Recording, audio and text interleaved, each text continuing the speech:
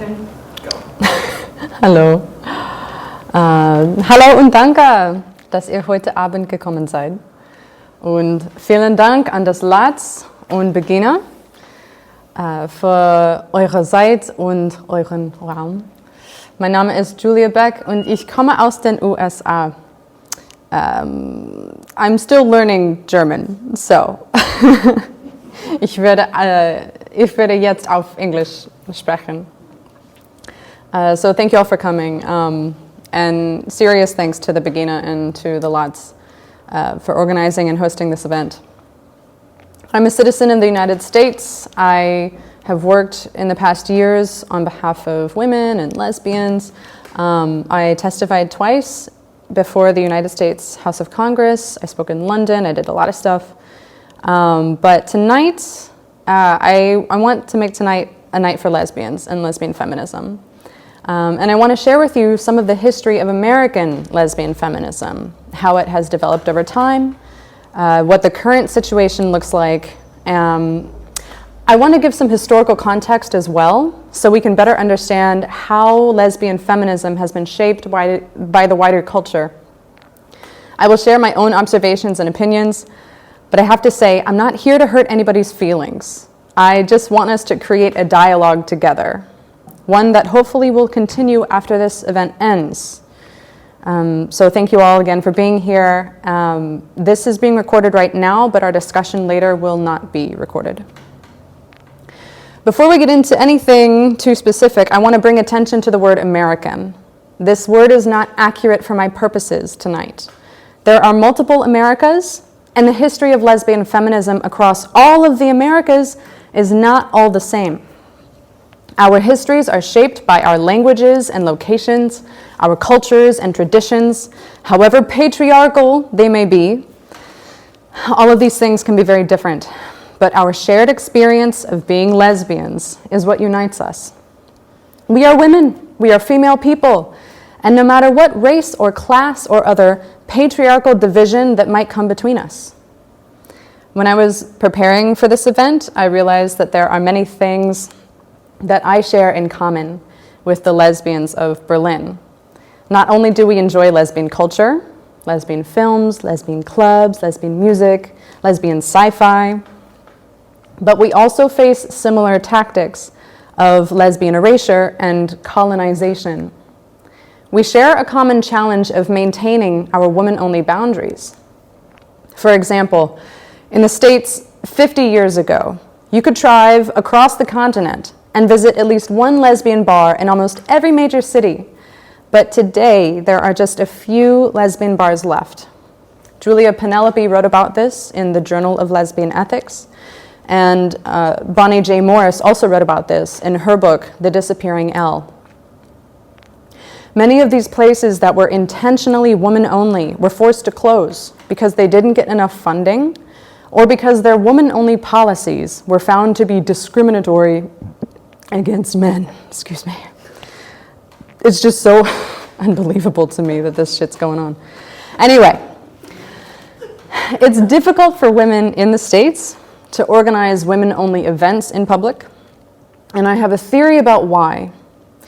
You see, when women come together in the same space, we start breathing the same air. We conspire, con meaning with, and spire meaning to breathe. But whatever joys or misfortunes or general ideas that we share, it doesn't matter. In the eyes of the patriarch, our conspiring together is a conspiracy. And I thank Falcon River for making that point very clear. In the eyes of the patriarch, women breathing together is a conspiracy against men. And so the patriarchs try very hard to keep women isolated from each other. Women benefit from the company of other women, but our woman-only boundaries are consistently questioned and challenged. Andrea Dworkin explains that women's boundaries are broken down through forced closeness to men, which makes punishment swift, easy, and sure.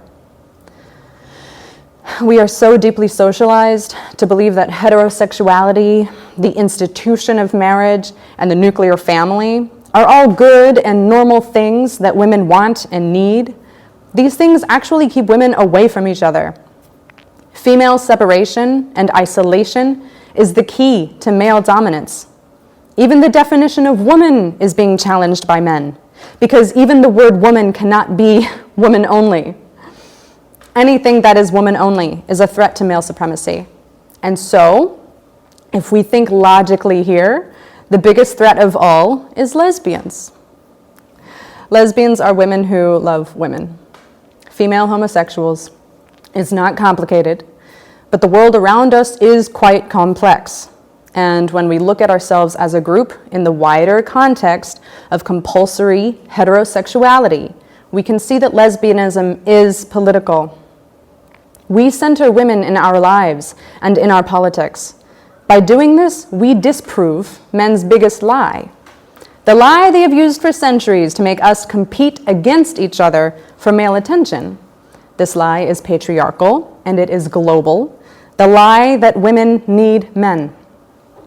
Women do not need men at all, despite what the history books or gospel songs or close relatives might tell you. In reality, it is men who need women. And this is what Mary Daly calls a patriarchal reversal. Men project their inferiority onto women, and then they call us the disposable ones. Where would we be without women? All of the people watching this were born from a woman. I wouldn't be here if it wasn't for one woman who grew me inside her own body for 9 whole months and then pushed me through her muscles and her bones so I could finally breathe with her. The way we use our breath to sing and to speak matters.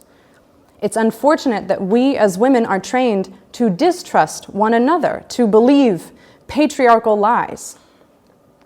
We are led to believe that sexuality is inherent. I strongly believe that any woman can be a lesbian. I do not believe that any woman is born gay, because I do not believe that any woman is born straight.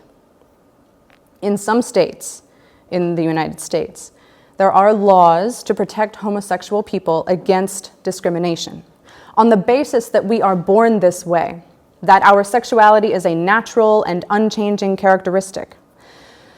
But this ignores the very real pressures of compulsory heterosexuality that women and girls face every day of our lives.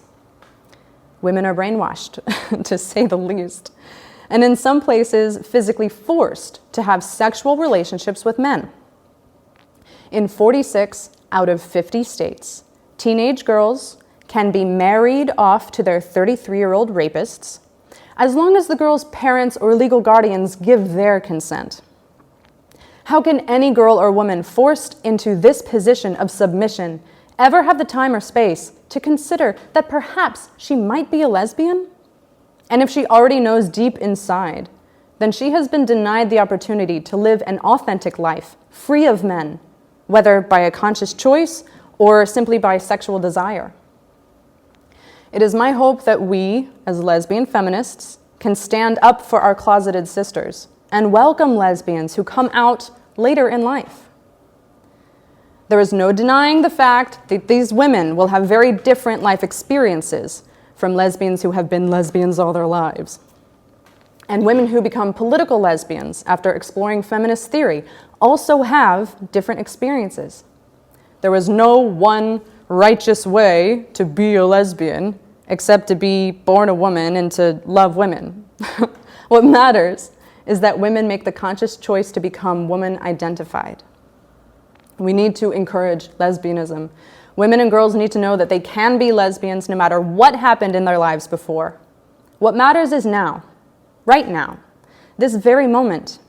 No other time exists except for right now, as Sonia Johnson would say. So, will you encourage lesbianism? Will you shout out from the rooftops? Lesbian is not a dirty word. It represents the power and the self-determination that can only be found among women who love women. The word lesbian is woman only. And that's why men have tried for a very long time to pollute this word with negative connotations. In reality, lesbians are regular people. In history, lesbians are the vanguard of the feminist revolution. Some of the greatest strides in the history of United States feminism were made by lesbians, and what a long way we have come. So now I'm going to talk a bit about the history, and I feel myself getting choked up. I cry almost every time I give a speech. So if I cry, just bear with me, okay? All right.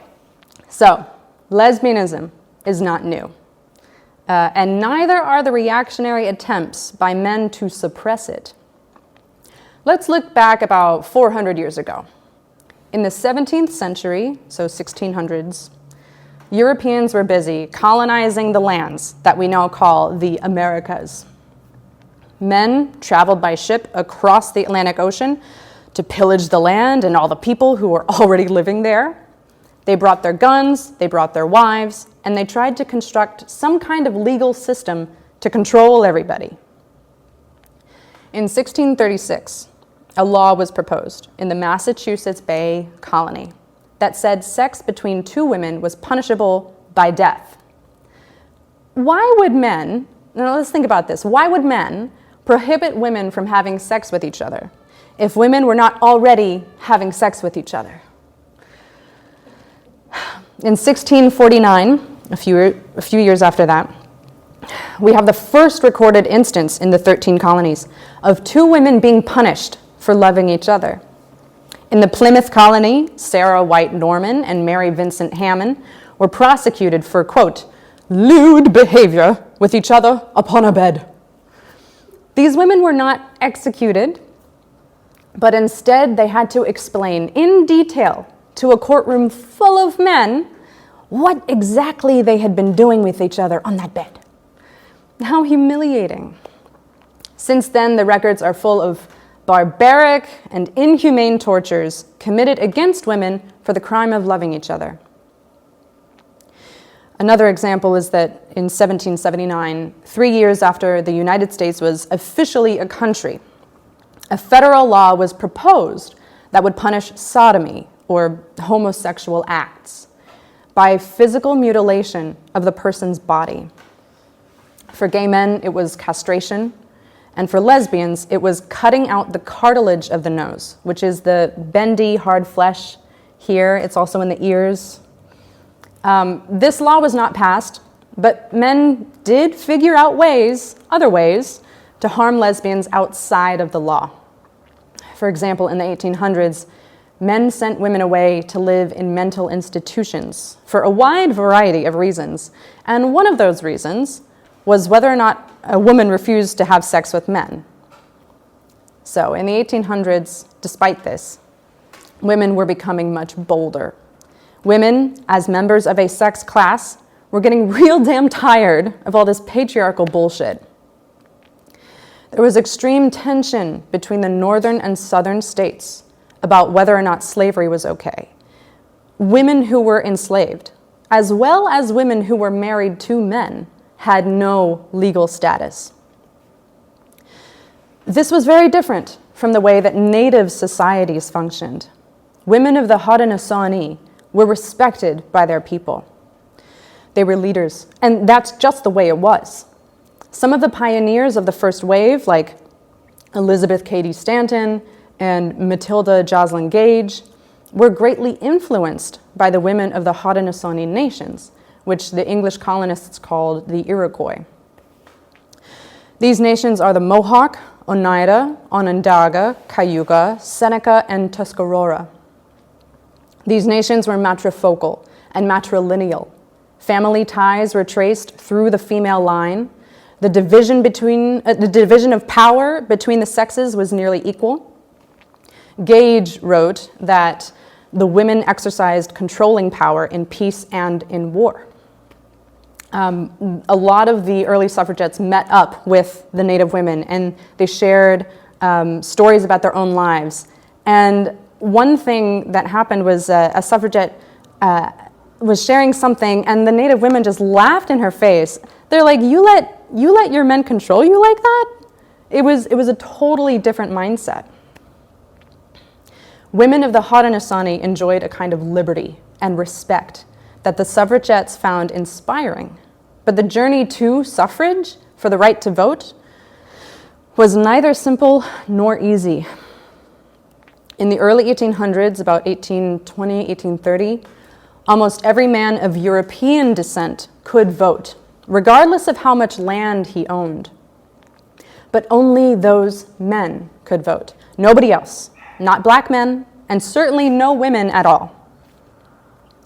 Women were not even welcome in the abolitionist movement, which was growing stronger in the 1830s.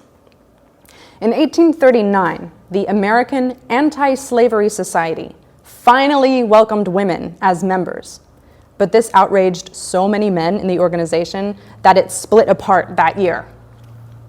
Men simply did not want to listen to what women had to say. Women who were wealthy enough to travel, like Stanton and Gage, they started talking with each other about their lives, about the way men were treating them at home, as well as in the abolitionist movement. They shared what they learned from women of the Haudenosaunee nations. The women would host tea parties and book clubs, and the men thought they were just doing little lady things. But in reality, they were developing a consciousness of their own about the oppression they faced as women. Thousands upon thousands of women across the country joined associations and clubs and local groups. They held national conventions where they would meet and talk. Journalists would record the speeches and then publish them in national newsletters. But mostly these women met to share and build ideas. Remember, this was before the internet, before Twitter. And most people, the majority of women, were not literate. They couldn't read. The women were conspiring, they were breathing together, and it was a powerful thing. But it was clear that racism was not only prevalent in the South, it was also in the feminist movement. Gage wrote about the Ohio Women's Rights Convention in 1851, a gathering of women from all over, and all of a sudden, a tall black woman in a plain gray dress, walked into the room with her head held high, and she took a seat in the very front row. And all over the place, people in the crowd were whispering, "Oh, what is she doing here?" They were using the N-word. This woman was Sojourner Truth. Oh, I'm getting teared up now. Yeah. This woman was Sojourner Truth. And finally, she's like, "Can I say something, please?" And she spoke up to all the people there. She demanded to be recognized as a woman, and she demanded to have the same civil rights as any man.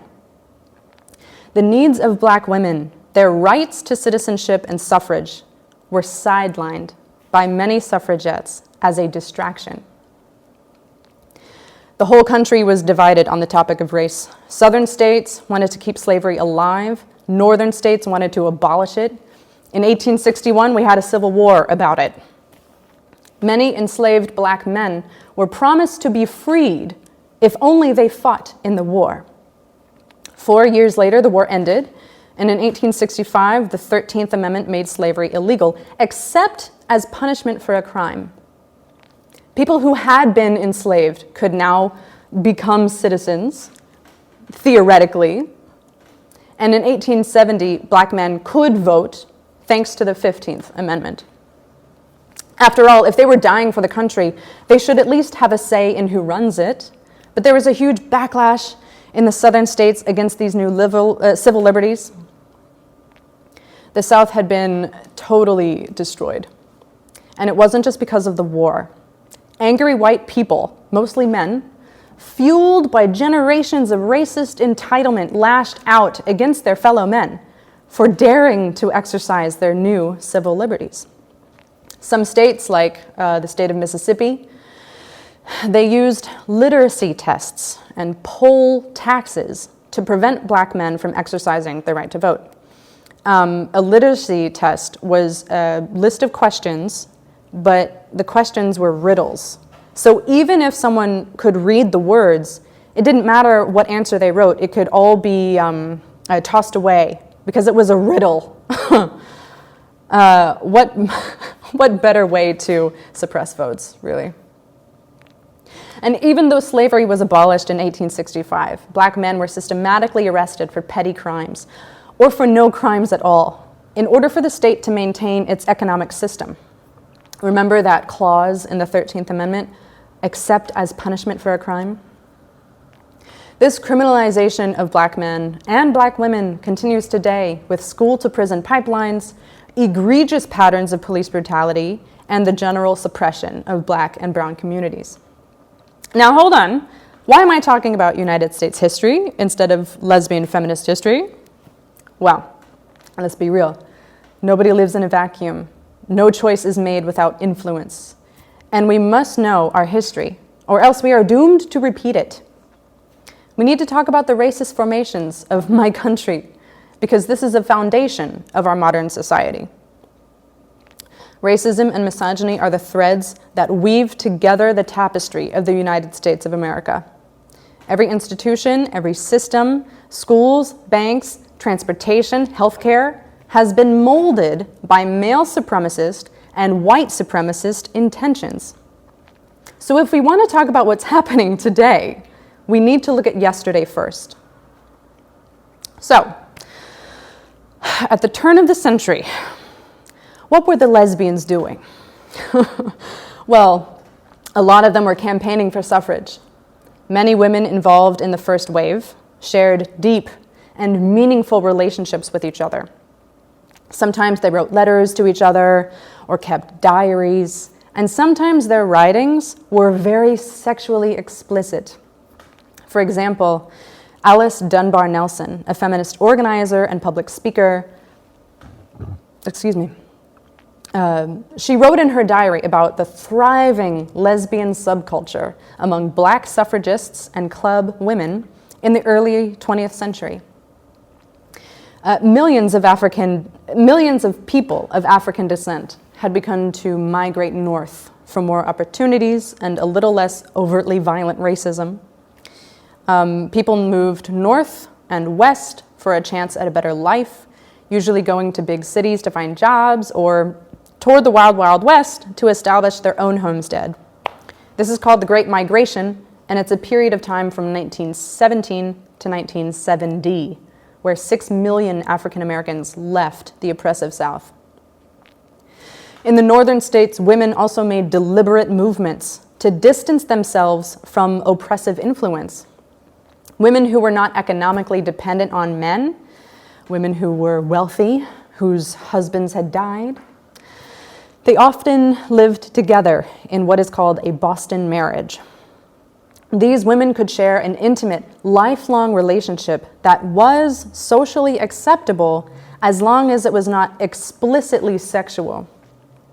These rich and often white women were usually old, and people considered them to be just good friends, despite the sexual relationships that many of these women actually shared. From a feminist point of view, we could say that these women practiced a kind of lesbian separatism, using their economic privilege to exercise female autonomy away from male influence. A lot of wealthy lesbians moved away from the United States to live somewhere else less puritanical. For example, in 1903, Gertrude Stein moved to Paris, and she hosted a popular salon, and she wrote a lot of stuff about a lot of lesbians. In the States, lesbianism was considered deviant and wrong, a serious threat to the family, church, and state. When the British writer Radcliffe Hall published The Well of Loneliness, New York City police confiscated almost 900 copies of the book and charged the publisher with the crime of selling an obscene publication. Accusations of lesbian impurity were used to discredit suffragists for wanting the right to vote. Anti-suffragists already viewed these women as abnormal, and they pointed to lesbian suffragists as evidence that the movement was deviant and wrong. And then we had the First World War. Men who had previously worked in factories were now busy overseas killing other men. So women took their jobs. We were at war, so somebody had to make the weapons. Women worked in factories, and some even joined the military. Women were challenging the belief that a woman's place is in the home by doing almost anything men had done. Women argued that since we, too, were dying for the country, then we should have a say in who runs it. Militant suffragists like Alice Paul protested the White House, which was considered an act of treason at the time. Finally, in 1920, 2 years after the First World War ended, women were granted the right to vote with the 19th Amendment. That's 100 years ago this year. Now, the 19th Amendment came 50 years after all men had the right to vote. There was still serious voter suppression, and it wasn't until the Voting Rights Act of 1965, another 45 years later, that the literacy tests and other kinds of Jim Crow laws were considered unconstitutional. That's a long time. Between this time of 1920 and 1965, a lot of stuff happened. We had the Roaring 20s, then a Great Depression, another World War, World War II, the first and second use of nuclear weapons in the history of the planet, then the Cold War, the Civil Rights Movement, the Vietnam War, and then, boom, the second wave. A lot of stuff happened, and people's mindsets changed radically, not only because of technological advancements, but also from our development of communications with each other. The world had changed, and yet so many things stayed the same. For example, lesbians had to be very careful about when and where to express themselves. Women were still being sent away to mental institutions for the crime of being lesbians. Men and male allies used conversion therapy and corrective rape, along with lobotomies and super religious Christian indoctrination to make women submit to men again. In 1952, the American Psychiatric Association added homosexuality to the DSM, which is the Diagnostic and Statistical Manual of Mental Disorders. Doctors and scientists tried to pathologize why women would ever love each other in the way they were supposed to love men. At this time, lesbian and gay bars were popping up all over the place, but the police would raid these places all the time. Gay men were usually arrested in the bars, but lesbians were harassed and accosted in the bars and on the streets. Everyone had to wear at least 3 articles of sex-specific clothing, or else they would be arrested for cross-dressing, which was illegal. Men were punished for wearing dresses, and women were punished for not wearing dresses. Some lesbians embraced these accoutrements of submission.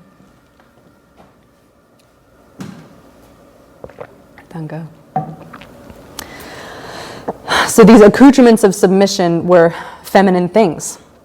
They wore dresses and makeup and high heels. They were called femmes, since they followed the patriarchal path of femininity, which is prescribed to all women from birth. Other lesbians, mostly working class women, rejected femininity and instead dared to wear men's clothes, suits and ties, leather shoes, pants. Women had been wearing pants to work in the factories since the First World War. Pants were functional, they were not fashionable, and they certainly were not feminine. Since womanhood and femininity were and still are oppressively linked together, these lesbians who rejected femininity were called butch. The word butch was the nickname of a male criminal in the Wild Wild West. It was slang for tough kid, and it also could have been an abbreviation of the word butcher. Butch lesbians were seen as aggressive because they refused to behave in submission to men. Since they rejected femininity, butch lesbians were understood by the wider society as wanting to be men. After all, only men are allowed to be non-feminine. Now, when we talk about femininity and masculinity, we're talking about the hierarchy of social expectations of women and men. To be a real man, you must dominate women. And to be a real woman, you must submit to men. But these behaviors of subjugation are simply a reflection of domination. Femininity is a male fantasy. Women learn to be feminine in order to please men, because women as a class are held hostage by men as a class. In her book, Loving to Survive, Dee Graham explains that men are a threat to women's survival. Physical, mental, emotional, you name it. So women submit to our captors. To lie, we learn to lie about how we really feel in order to protect ourselves from the very real consequences of a wounded male ego. In the late 50s and early 60s, women started talking about this. They were once again meeting with each other, conspiring together. They held consciousness-raising groups. They developed theories about the oppressions they faced as women, and then they took action. Women wrote books and magazines. Women built houses. Women started cafes and bookstores and shelters. The strong grassroots movement of feminism in the 60s and 70s nurtured a huge surge of feminist literature and organizations. Feminists built on the theories that women had produced in the first wave. They held conventions all around the country, just like the women in the first wave did. They criticized patriarchal concepts like the nuclear family, the institution of marriage, and especially heterosexuality.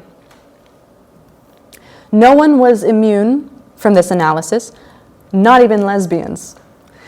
Butch-femme dynamics were heavily criticized as a replication of heteronormativity, the oppressive power structure of domination and submission. There had to be another way for lesbians to share deep and meaningful relationships without relying on male supremacist methods of behavior and interaction. There had to be a way for lesbians to simply be lesbians without all of that sexist bullshit. Unfortunately, but not surprisingly, all this business of lesbians criticizing heterosexuality was seen as a threat. But this time, it wasn't just the patriarchs who felt threatened. It was also prominent leaders of the feminist movement. At this time, women were called lesbians as an insult, regardless of their sexuality, when they dared to act as if they were autonomous people. Fear of being labeled a lesbian was a powerful deterrent against the development of solidarity among women. Does this sound familiar? For example, Betty Friedan, the author of The Feminine Mystique, referred to lesbians as a lavender menace in 1969. She was afraid that lesbians would sidetrack the movement and prevent any serious political change. She valued political connections with men and didn't want people thinking that all feminists were man-haters like those lesbians. Friedan had founded the National Organization for Women, NOW, which intentionally attempted to distance itself from lesbian causes. In 1969, that very same year, NOW removed a lesbian organization, the Daughters of Bilitis, from a list of sponsors for the first Congress to Unite Women. The next year, at the second Congress to Unite Women, there was a big lesbian protest. At the opening of the event, the radical lesbians, led by Rita Mae Brown, barged into the room wearing t-shirts that said "Lavender Menace," all in capital letters. They protested the erasure of lesbians from mainstream media, mainstream feminism, and media too. They distributed copies of their manifesto, The Woman Identified Woman, to every woman there, and it's available online. And so, lesbians continued to make our needs known. Women left their husbands and boyfriends. They attended consciousness-raising groups, and they kept on with the bookstores and shelters, and they even had a music record label just for women. The second wave was on a roll. In 1971, lesbians in DC formed the Furies Collective, They taught women how to fix their homes and their cars so they wouldn't be dependent on men. They published the Furies paper from 72 to 73, and recently, 4 years ago, the House of the Furies became the first lesbian-related historic landmark in DC, and the first lesbian site on the National Register of Historic Places. So the house is still standing, and you can go visit it today. Well, maybe not in Corona times, but sometime later maybe. In 1974, a group of Black lesbian feminists founded the Kombahi River Collective, or the CRC, in Boston, Massachusetts. The name commemorates the Kombahi River Raid of 1863, led by Harriet Tubman. This action freed over 750 people from South Carolina, and it's the only military action in U.S. history that was planned and led by a woman. Women of the CRC were disillusioned with the second wave of feminism, as well as with the civil rights movement and the Black Panther movements. In order to define and clarify their politics, they wrote the Kombahi River Collective Statement. Demita Frazier, Beverly Smith, and Barbara Smith were the primary authors, and they said, quote, "We believe that sexual politics under patriarchy is as pervasive in Black women's lives as are the politics of class and race. We also find it difficult to separate race from class from sex oppression, because in our lives they are most often experienced simultaneously," end quote. The CRC sponsored 7 Black feminist retreats between 1977 and 1980, which were attended by thousands of women. These intersections of race and class and sexuality mentioned in the CRC statement were further explored in 1981 with This Bridge Called My Back, writings by radical women of color. This anthology of prose and poetry was edited by Cherry Moraga and Gloria Anzaldúa, and in it, women of color challenged white women's claims to solidarity based on sisterhood. Quote, "We want to express to all women, especially white middle-class women, the experiences which divide us as feminists," end quote. In the 1980s and 90s, the movement started losing steam. Not only were there racial divisions, but BDSM, bondage, dominance, sadomasochism, it was becoming popular in some lesbian circles, and huge numbers of gay men were dying from AIDS. Many lesbians took care of gay men during the AIDS crisis, since they were not treated well or treated at all in hospitals. A lot of lesbian time and effort was spent on gay men, instead of on the needs of lesbian or feminist communities. Despite all of this, in 1992, a new lesbian group was formed, called the Lesbian Avengers. They were a direct action group focused on issues vital to lesbian survival and visibility. They organized a Dyke March in Washington, D.C., 20,000 women marched on the street, and a dozen lesbians ate fire in front of the White House. Other Dyke Marches followed across the country. In New York City, the New York Avengers pushed a bed down Fifth Avenue, declaring, "Lesbians lust for power." In San Francisco, the Avengers marched with 10,000 women. The Atlanta Avengers mobilized 2,000. Lesbians refused to be forgotten or erased. And this is a fight which we continue today. In recent years, lesbians in the States have seen great changes in women's communities, and some of these changes have not been so great. One big thing, very big thing, was the end of the Michigan Women's Music Festival in 2015. For 40 long years, women and lesbians from all over the world gathered and conspired together in the woods. In the last years of the festival, there was again a heavy BDSM influence, and some women even wanted to welcome men. Now these men, these special men, did not call themselves men, but instead they chose to adopt feminine names and feminine mannerisms and feminine clothing choices, while keeping alive their male socialization and male entitlement. Today, men of this kind, men who claim to be women, have incredible influence over every major institution of patriarchal society: the government, the schools, the mainstream media, in even the organizations that lesbians started 50 years ago. Now, in 1977, the National Center for Lesbian Rights, or the NCLR, was founded by Donna Hitchens. The NCLR focused on issues that lesbians encountered, such as child custody and adoption, access to public accommodations and employment. But in 2018, just 2 years ago, the NCLR published a statement that not only condemned lesbians in San Francisco, but also erased lesbians from our own history. What happened was a group of lesbians joined a march. Now, some backstory here. For a very long time, lesbians have been attacked and pushed aside from things that should center us. For example, the Dyke Marches. So a group of lesbians got real sick and tired of that shit. They joined the San Francisco Dyke March.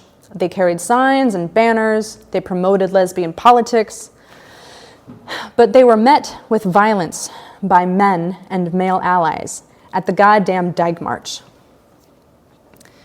The organizers of the march accused these lesbians of hating men, saying lesbians have no place at Pride events. And then the NCLR claimed that Pride was started by a man in the first place.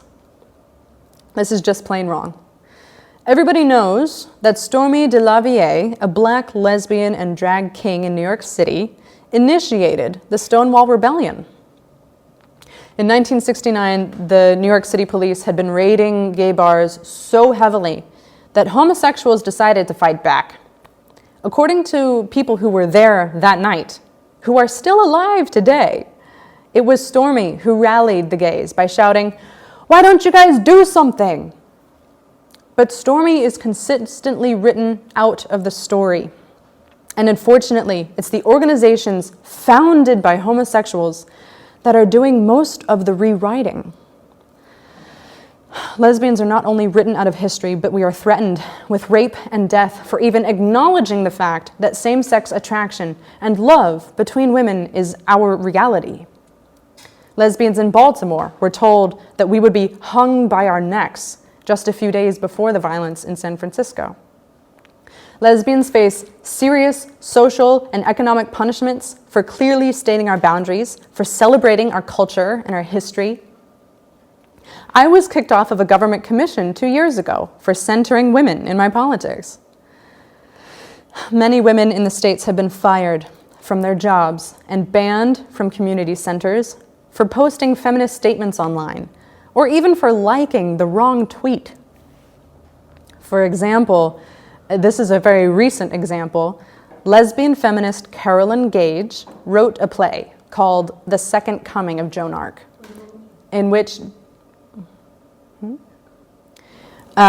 she wrote a play called The Second Coming of Joan of Arc, in which Joan meets with women today and unmasks the brutal misogyny behind male institutions.